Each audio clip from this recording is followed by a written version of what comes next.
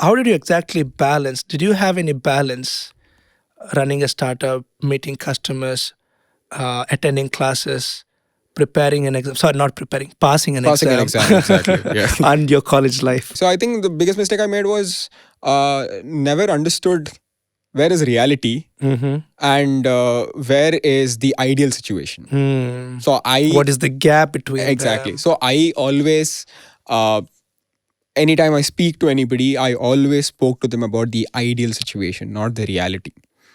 So, and the ideal situation is probably something that will Yeah. never happen. Correct. So that was a We huge strive mistake. to Exactly. work on it. But, Exactly. But never tell it to anybody. Never tell it to anybody. Build it as stealth as possible. Twitter today or in YouTube or any place today, it is said that starting up is about sleepless nights, 5 cups of black coffee, running around offices Lots or of anything. nicotine. Lots of nicotine as well, of course. Not recommended, guys. Disclaimer. Hey guys, welcome to the fourth episode of QHead podcast. So I have invited my friend Shobith Mallya as a guest today. Yeah, hi. So we're gonna talk about three things specifically, mainly. One is student entrepreneurship. Second thing would be small and medium scale businesses in India. And third thing would be design if we have time. We're in a strict schedule. And yeah, we'll get straight into it. So I'll give an introduction about Shobith, what I know from Shobith. Um, I don't know how we met actually. I think Exactly it was how? probably 2.5 years back. Yeah, 2.5 years back. But We happened to drop in an Instagram conversation when you used to post quiz. oh, okay. And that's how the okay. first conversation began. And Okay, I think okay. we met once in Kankanadi or something, Mhm. a very specific place. I don't remember where. Mental hospital? I mean, I wouldn't be surprised at this point of time. And then, yeah, again, Bangalore happened. We used to Yeah, hang out yeah, in Bangalore as well. And yeah. True, true. And we are yeah, here today. Yeah. Yeah. What's fascinating about Shobit to me was he never sleeps, like you probably can spot dark circle. What's really fascinating about him is he started his startup when he was a student itself, an engineering student. And that's first thing. And in this podcast, we're going to talk about his journey being a student entrepreneur, what are the mistakes he made, and he's going to share the knowledge which he acquired from his experience. So if you are a student entrepreneur or a student who is planning to start a startup in your college day itself, this is a podcast you don't want to miss. The second thing would be is highly obsessed about SMEs, small and medium scale businesses in India. The conversation we used to have, he used to, mention about SMEs in a random conversation. SMEs, it's like, what is he so obsessed about SMEs? Let's find out what he sees in SMEs that we don't. We just find it boring. So he must, he may see something that we miss. And third thing would be is he's a founder of a startup called Effinity. So we will talk in detail how we started and how he is, managing the challenges in today's the present situation where the funding is very dry. Even I'm struggling here. That's why I started this podcast, hoping to make money. But just kidding. Yeah, it's true. It's very difficult, guys, to at this present situation, unless you are working on AI. I mean, yeah. True, right? Generative AI. Yeah, exactly. If you are away from AI or spatial computing or things like that, very difficult for a first time entrepreneur. So let's discuss what are the problems, struggles we are facing. This is going to be a chill conversation. Let's go. Yo, Shobit, what's up? Hi, man. Did I miss anything in the introduction of yours? No, nothing. That you I would think like that's to add? pretty crisp And clear. Okay. and to the point. Yeah. To the point. So Okay. we can dive right into it. Cool. So let's first we'll talk about student entrepreneurship. So yeah, this thing I always wondered actually. What was your college attendance percentage when you were in college? Didn't you face any attendance shortage? Okay, to be very honest, I think I was first, second year was pretty straightforward. It was at 1995. Okay. Third year when Affinity had just begun, my entire third year attendance was around 14%. Okay. My final year was around 23%. That was because the department then got involved, asking me to come to classes. My Okay. my parents got involved and so Okay. on. So it at that point of time we were like, okay, let's kind of make sure that we have to attend classes for a little while, just to make sure to tell people that I'm here, Okay. so they don't miss me out on giving the hall ticket later on. And yeah, Otherwise, that's you'd have been 0%. yeah, for sure, for sure, Then, I mean, what was the attendance cutoff when you were in college? 75%. Then, how did you get your hall ticket? So there are a few techniques that we use. Okay. You can help probably student Yeah, so let's entrepreneurs. say that, as not flexing completely, but as a student entrepreneur, it's a good thing for the college itself because it acts as a marketing strategy for them. Correct. And my point when they told me that they're going to detain me for in my final year, that too, I asked them one thing. Let's do it this way. From today onwards, you will never use my name or Affinity's name in any marketing strategy of the college. And I will attend classes. And I'll pay the fine, whatever it is, and then go forward with it.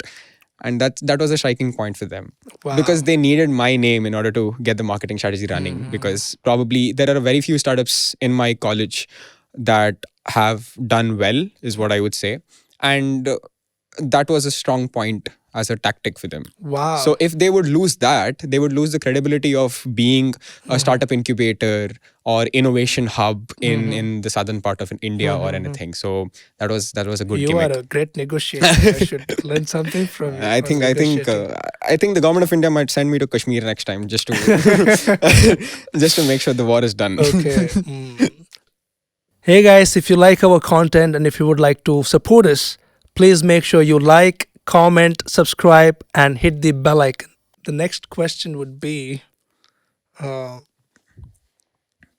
like, how exactly you started your startup? Like, what was your, like, what did you think? Why did you think in first place, that I need to start a startup when I'm in college itself? Like, you could have started much later in life. Why in college? I think I've been hustling for probably when I was 15. That's the time I got into the media industry. I used to do cinematography, I used to shoot weddings and so on. Then eventually, I think there was that enthusiasm. What is going to happen? What could go wrong if you start up? That is one thing.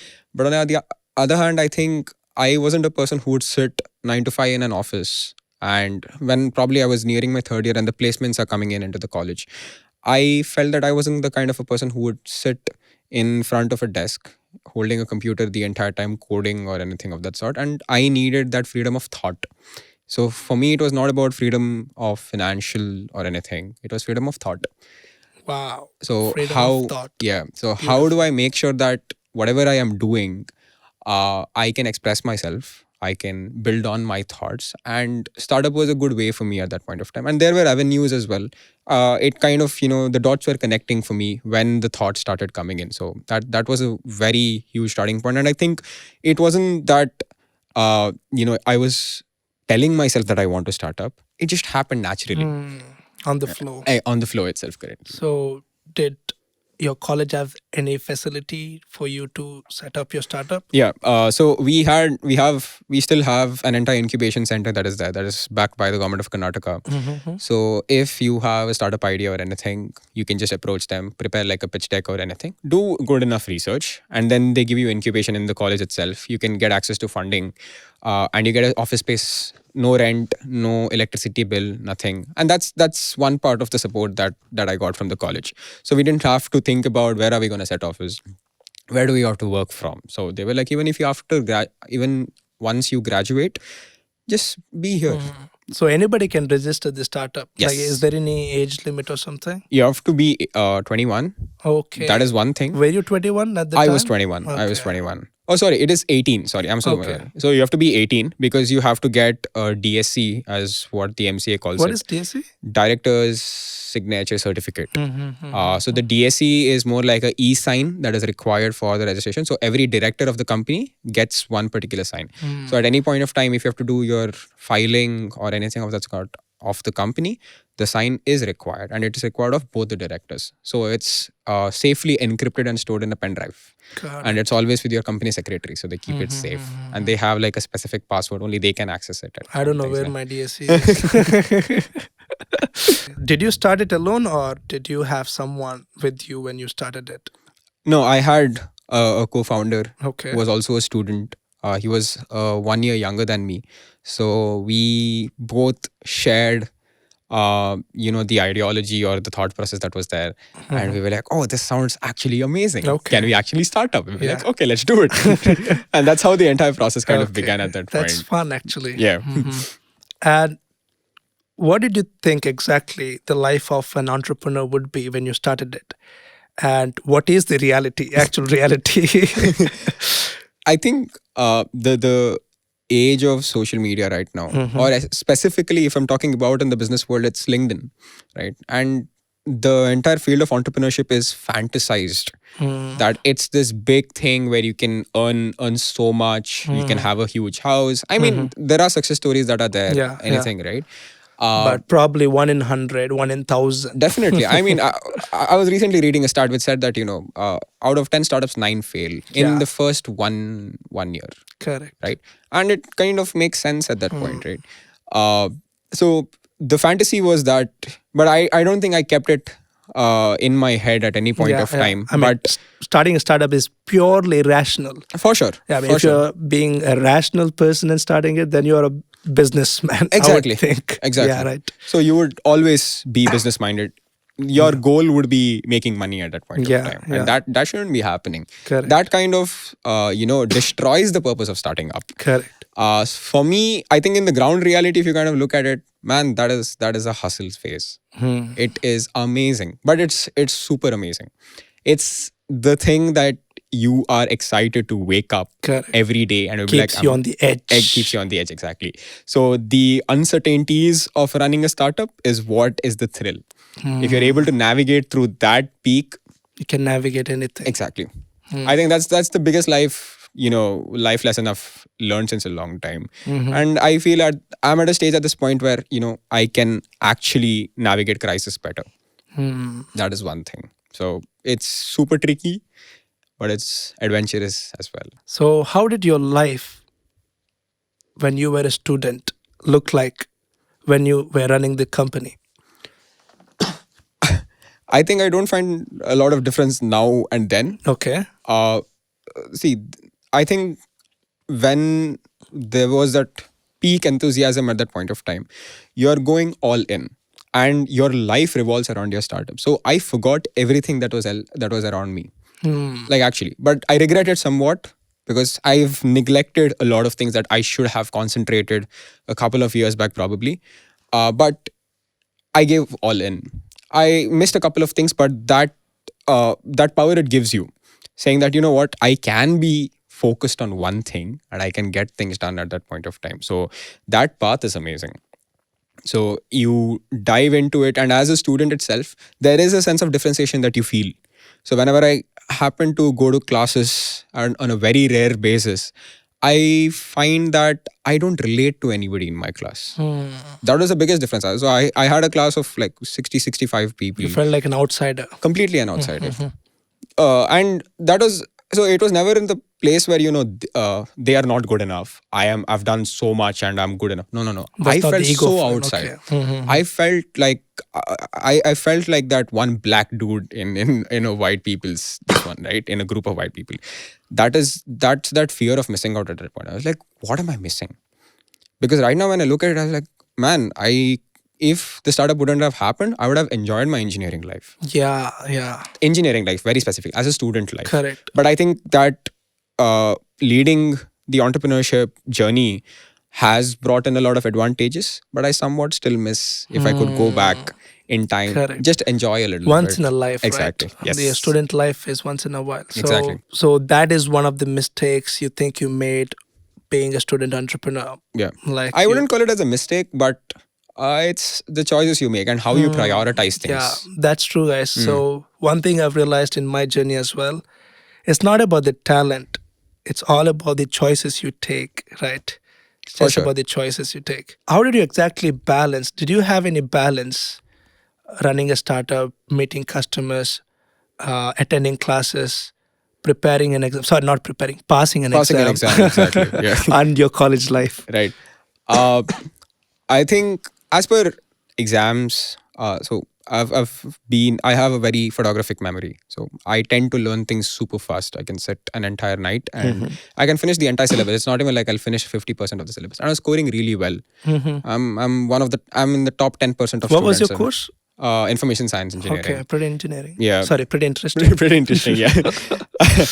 And I had a decent 9.2 GPA.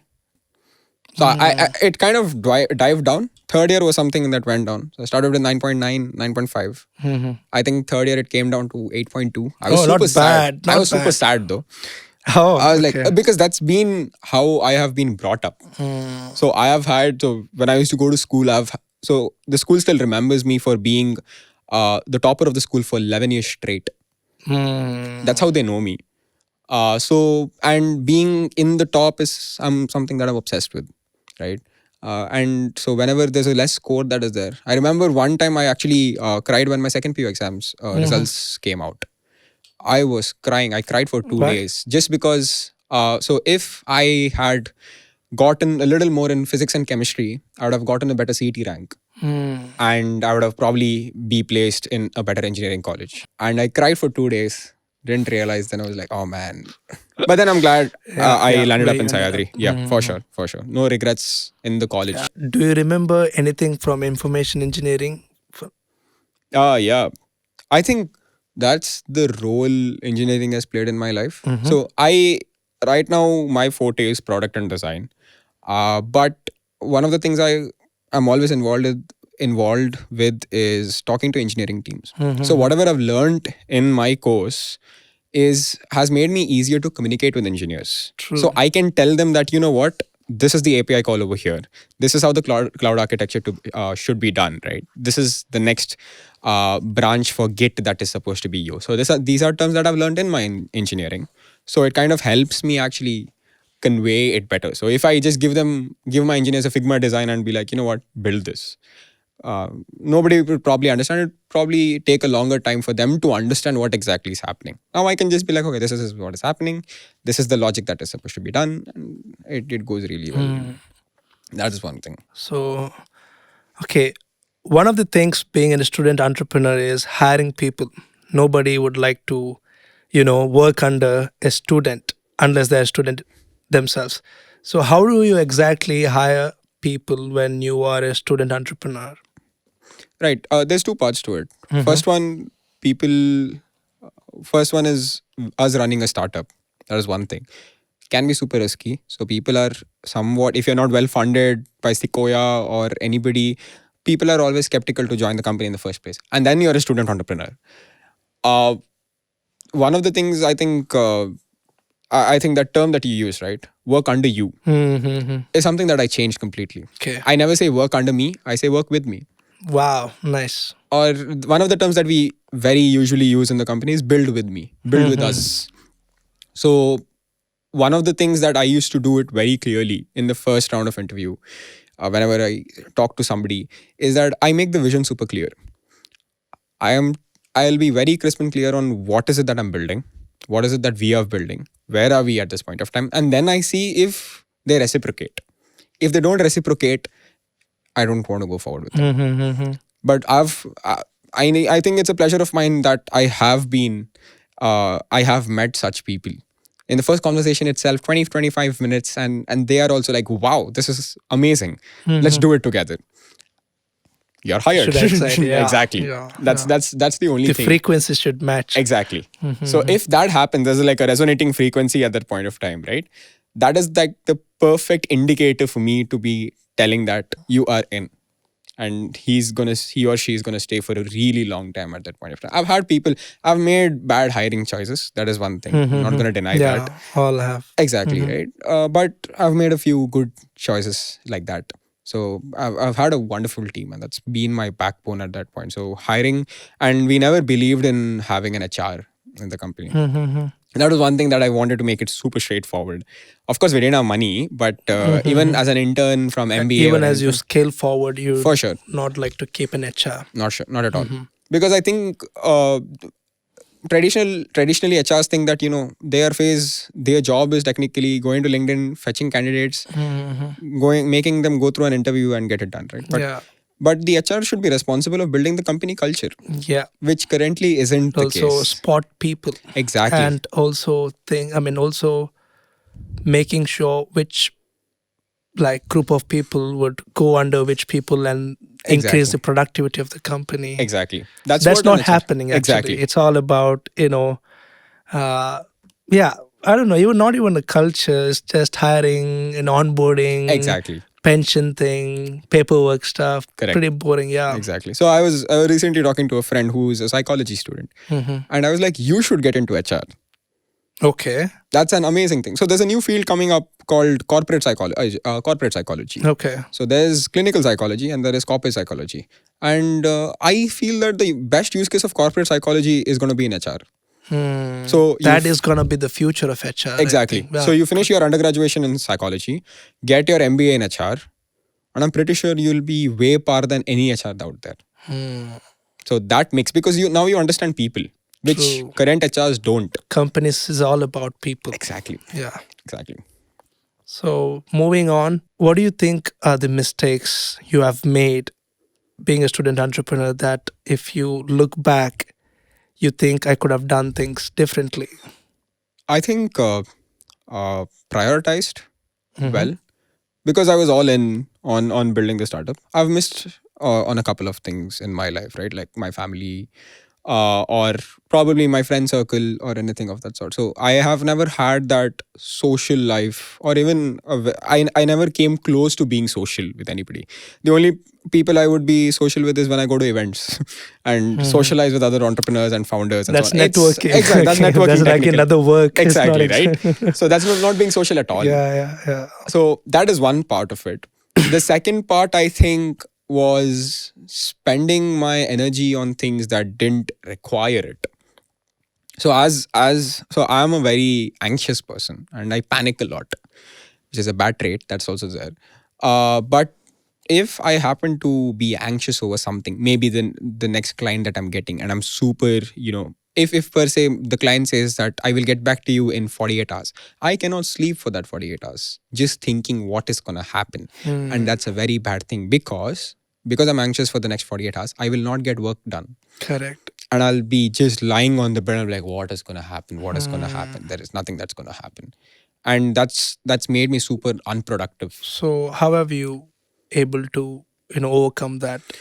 I don't remember who was this, but I think there's a YouTuber called Matt D. Avella. Like he does videos on minimalism and so on. But one of the things he tells is, when there's a situation, tell your mind that the worst case scenario of that will happen.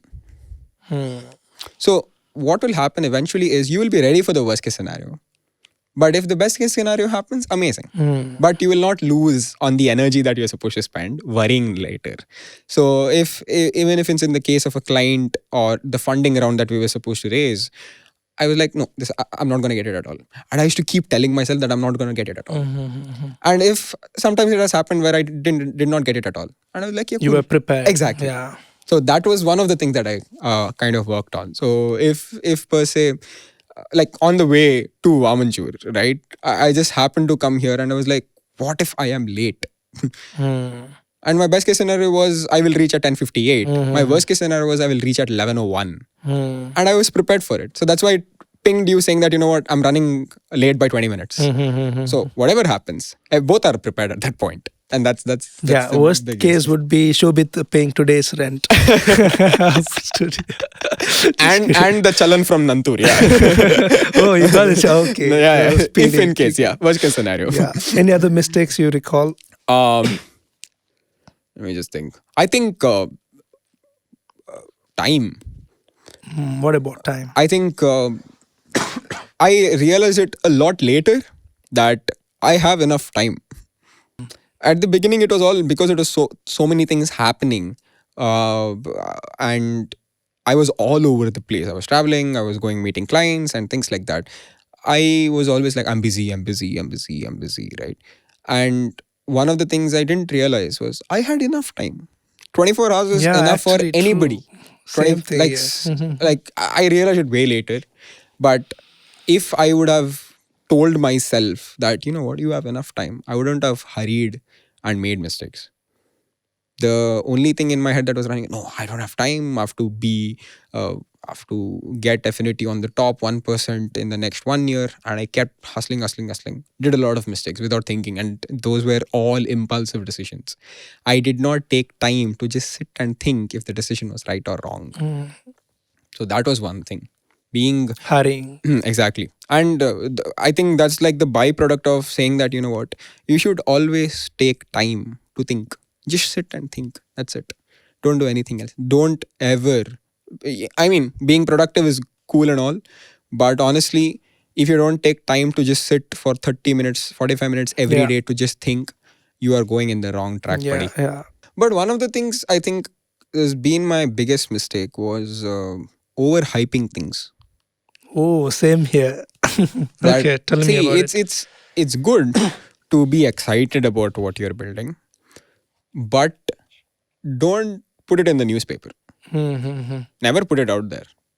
Why? Because if I tell you something that I'm raising around, and I've been telling you since the past 4 months that you know what, I'm gonna raise around, you will keep an expectation with me that he's gonna raise around. But I do not raise around. So now I am hurt Correct. because I didn't meet that expectation. So True. the next time I meet you and you tell me that, hey Shobith, how's your funding round going? Yeah. That's gonna hurt me. Yeah. That's gonna completely hurt me at True. that point. Even same thing happened. Like I've been keep on saying the professors I meet because I'm building educational tool. So yeah, I'll be delivering the product next month. I'll be coming to the college and will be training the staff and engaging the student. I've been keep on saying since 1 year, I guess. Now, if I meet the professors, I just hide. I just shy away from. Just I can't. I mean, yeah, That's the you get word. hurt. Exactly. Like you feel like you lost your credibility or something. It's just a Exactly. feeling. I don't know, Exactly. but it's a real thing. Exactly. So I think the biggest mistake I made was never understood where is reality and where is the ideal situation. So What is the gap between exactly. them? So I always, anytime I speak to anybody, I always spoke to them about the ideal situation, not the reality. So, and the ideal situation is probably something that will Yeah. never happen. Correct. So that was a We huge strive mistake. to Exactly. work on it. But, Exactly. But never tell it to anybody. Never tell it to anybody. Build it as stealth as possible. I think True. at this point, platform there are platforms where you can tell your milestone achievement, or you can announce about your achievements and so on. But I don't think you should do it until you know that you can sustain this company for the next 5 years. For sure. Because it's short-term excitements. And I used to be excited about every small event win I had. Like I got 25,000 rupees. Like I just won in a pitching event or anything. I was like, wow, I'm going to make this. This is going to happen. This is going to happen. That's probably not enough for me to pay the salaries of whoever is working with me, right? I was like, oh man. The short-term excitement. Short-term excitement. I think stealth is something that Yeah. at point you need it. At some points you need it. I wouldn't say it's never post on LinkedIn. I will never say that. But I would say that, just think twice if it's necessary or not. Correct. Yeah. So what do you think are the pros and cons of being a student entrepreneur or starting a startup when you were in college under the age of 20? Got it. I'll probably deal with the cons because it's a bigger list. One of the cons is that there's a lot of pressure. That is one thing. What pressure? You're at your 20s, right? And as a very individual, like who's just graduating out of engineering in the next 1 year, right? You have a lot on the lines. Like you have your career that is supposed to be there. That is one. Dating. I mean, yeah, that's a part of it, of course. Yeah, That's yeah, a part yeah. of it. And I've had my phase of that. But more importantly, let's say that, social life, that is one. Growing up with people, having friends, and spending time with your loved ones or anything. That's been, you're not able to do that. I wasn't able to do that for some reason. I wasn't able to distinguish about my life and my work. I told myself that my life is my work. I was never able to distinguish, and I've probably lost a lot of people like that. That's one major thing, because they at one point they got frustrated. They were like, come on, man, like this is not happening at all. That is one con, that you do not differentiate. It's personal, on a very personal Yeah. level. It can be different for different people. Second con is, you are at that stage where you're supposed to build your career, right? And the uncertainties that are there will will break you down. Will break you down real bad. So I don't come from a very wealthy family background. So in the next 3-4 years, I was supposed to be the only breadwinner in the family, right? And thinking that through. So if you're a person who thinks of the future, what you're gonna do, that's not a good thought to have at all. So because there are uncertainties in your startup, and now you have higher expectations from you, or people are expecting from you, that doesn't go well at all. And that's been one of the major reasons I had a lot of breakdowns as well. Like, I used to not be able to focus because I was scared. So when we were at a point when we lost all the money that we have, we finished all the money that we had, and we were like, let's go for a pause for a while, right? I am not sure if I want to take that risk again at this stage of my life. I'm like, I have a family to lead right now. I have to take care of my family. I have to take care of myself. I have to see where I'm headed. So that fear that is there, you'll be like, oh man, that's not something I'm ready for. So I'm taking my sweet time right now to be able to actually think it through first. Like, are you ready? Do you have a backing that is there? Because that's one thing. I think there was the YC partners, the top 2 partners who make videos, right? The first thing, they had a Q&A session on Twitter or something, and they spoke about this one guy comes up and he asks, I come from a very middle class family. I just finished my education, but I am enthusiastic about starting up. Should I? He's like, no. He was like straightforward. He was like, no. I think it was Gary Tan. Yeah. And he's like, don't do it, because that financial backing is something that will prick you later on. I realize it now, which I should have thought back. But I think in that excitement, right? Yeah, in that yeah, journey yeah. of that excitement, you're like, oh man, this is amazing. This is amazing. But things happen. You evolve with the time. But one of the things is that the coming to the pros, to that segue, is that you evolve very fast. More mistakes, more learnings. Exactly. You make so many mistakes, and you know the next time how are you going to tackle it. And that's been my biggest pro, is what I would say. It's taught me how to navigate crisis. It's taught me how do you think of the bigger picture. It's taught me how do you plan well, how do you be patient, and how do you go forward by taking risks with uncertainties that are there. So how do you navigate the chaos? I don't know. I seriously don't know. One of the things that I very recently did as an exercise, I spent like 2 days. I went to the outskirts of Bangalore and I just sat there for a few days, just thinking, where do you want me to be? Right? I'm asking myself in front of the mirror, like, where do you see yourself in the next, say, 15 years by the time you're 35? Now you can define it based on a position.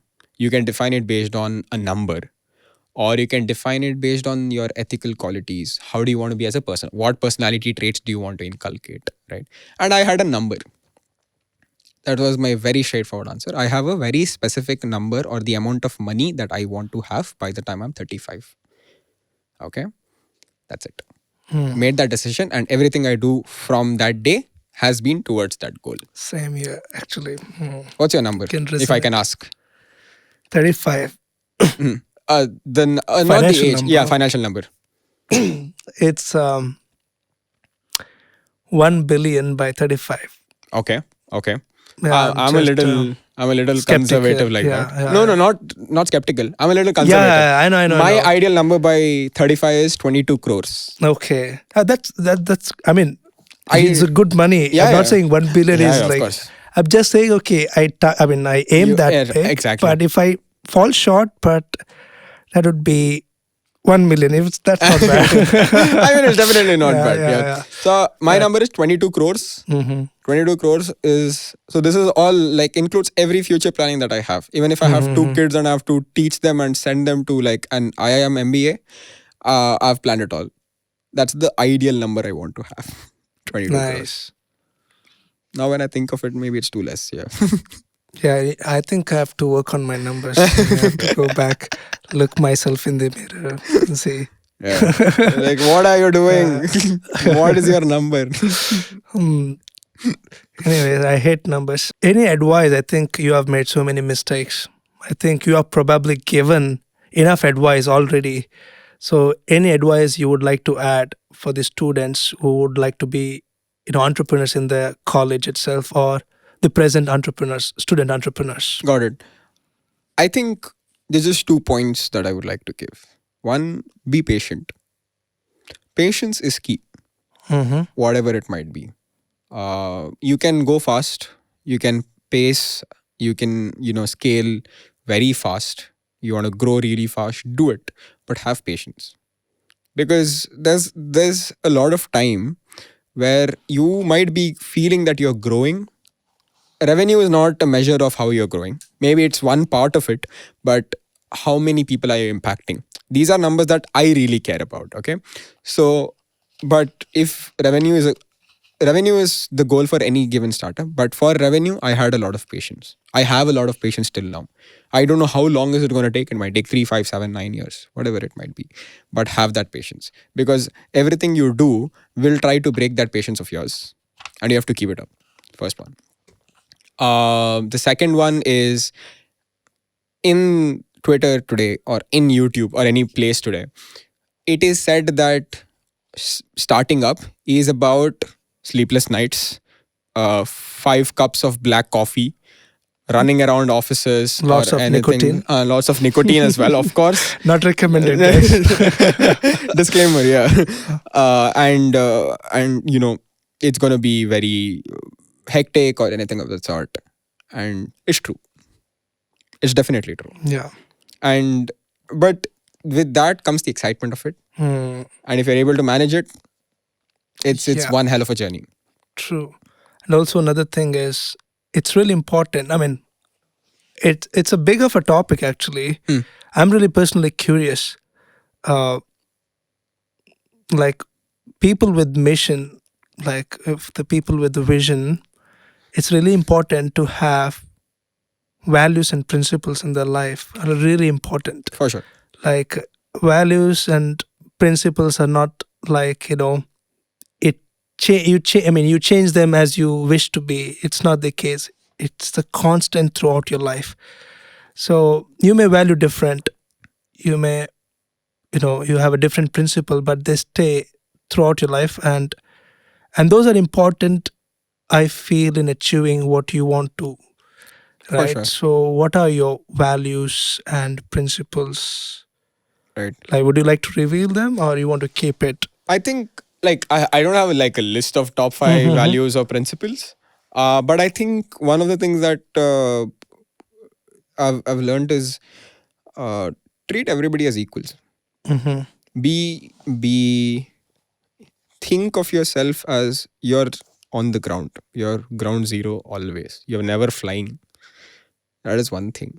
Because the moment you tell yourself that you're flying, then your expectations increase, more risks you will take, you will jump off again, and things like that, right? Always be humble. Humble in everything. Humble in how much you want to make. Be realistic, kind of. Realistic and humble. Be humble in anybody that you're interacting with. Be humble in your life choices. Be humble in the choices that you're making. Don't over expect at any point of time. Be super humble. That's the only thing that I'm trying to do. So at any point of time, that's why I came with the 2 crores, 22 crores number, Mm-hmm. right? I would have said 200 crores. No, 22 crores. I'm done. I'm happy, more than happy about that. But whenever, and the second thing is that I think always try to learn from everything. Be it a kid or be it a well grown man, learn from them. Never say that. So even if I meet people and they're telling me things that I already know, I never tell them that.